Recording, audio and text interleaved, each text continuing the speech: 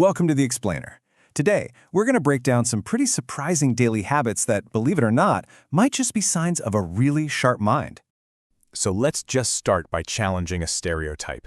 I mean, when you picture a highly intelligent person, what do you see? Whatever it is, psychology actually tells us that intelligence is, well, it's way more than just a score on a test.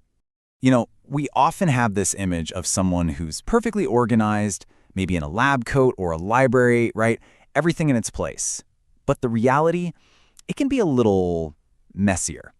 Okay, let's dive into this. All right, first up, let's look at habits that might seem like laziness on the surface, but are actually all about being super efficient with your brain power, saving it for the big stuff.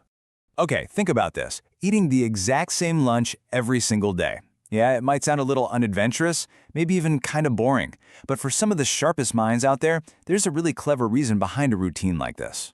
So the contrast here is pretty important. It's not about having a lack of taste, it's about protecting that precious mental energy. Think about Steve Jobs in his black turtleneck, or Mark Zuckerberg with his gray t-shirt. They got it. By creating a personal uniform, they were just wiping away low-stakes decisions. And this all boils down to a concept called decision fatigue. Basically, the more small choices you have to make, what to wear, what to eat for breakfast, the more your ability to make good, high-quality decisions gets worn down during the day. So, by putting the small stuff on autopilot, highly intelligent people save their best thinking for the problems that really matter. Here's another one, being a total night owl. While the rest of the world is fast asleep, they feel wide awake, totally in their creative zone.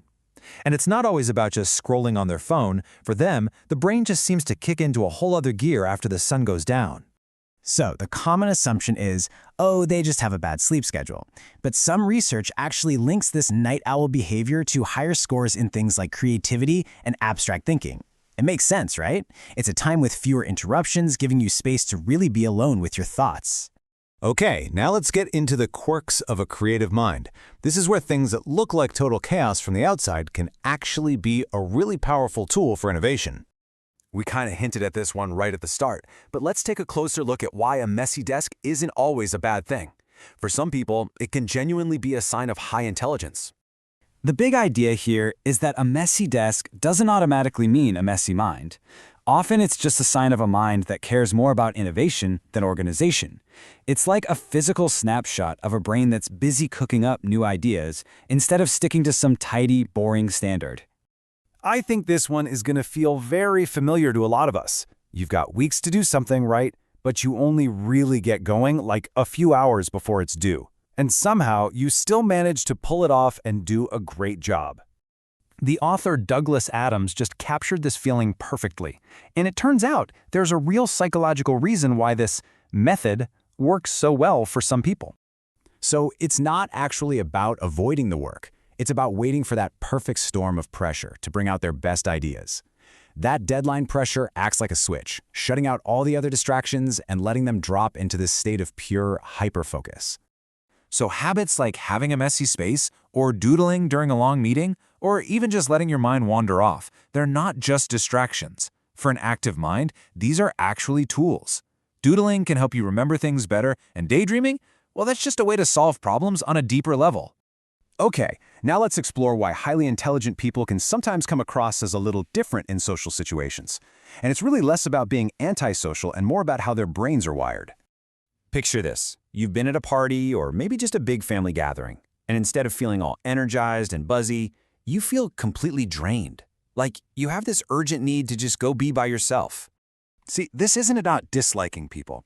A lot of the time, it's that their brains are just working in overdrive, analyzing conversations, reading body language, processing everything so deeply that it just burns up a ton of mental energy.